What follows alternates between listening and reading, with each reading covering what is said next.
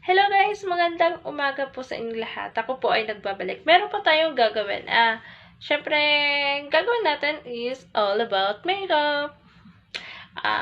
Ito po is yung makeup na kakaiba.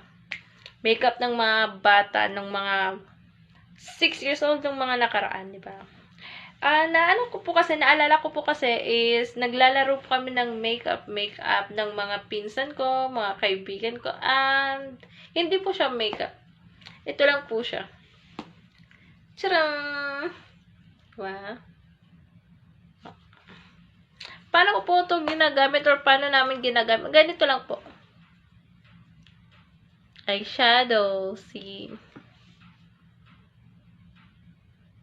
Ganyan lang. Yan. Diba?